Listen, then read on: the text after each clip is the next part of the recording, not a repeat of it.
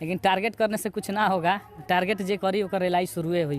अमित शाह के बयान देने के बाद विकास राव बहुत ही जबरदस्त तरीका से उनको रिप्लाई दिए हैं। तो आप सब इस वीडियो में अंत तक बने रहे और चैनल को भी सब्सक्राइब कर दें। अब भाई लोग सोशल मीडिया पर अमित शाह के ये वाला क्लिप बहुत ही तेजी से वायरल हो रहा है। मान्यवर, अभी एक फैशन हो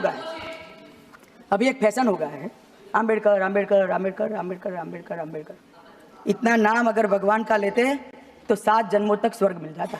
तो अमित शाह के इस बयान पर गुस्सा होकर विकास राव इंटरव्यू में बहुत कुछ बोल दिए हैं। तो आप सब इस वीडियो में अंत तक बने रहें। तो आप सबसे एक अनुरोध है कि इस वीडियो को ज़्यादा से ज़्यादा शेयर करें ताकि यह वीडियो विरोधियों तक जरूर पहुंचे, जिससे बहुजन समाज का ताकत पता चले और अमित शाह को माफ़ी मांगना पड़े। तो आप सबका क्या राय है आप सब कमेंट में बता सकते हैं। तो इस वीडियो का अंत में आप सब देख सकते हैं विकास राव क्या बोले। तो मिलते हैं अगले वीडियो में। जय भीम, जय भारत, नमो बुद्धाय।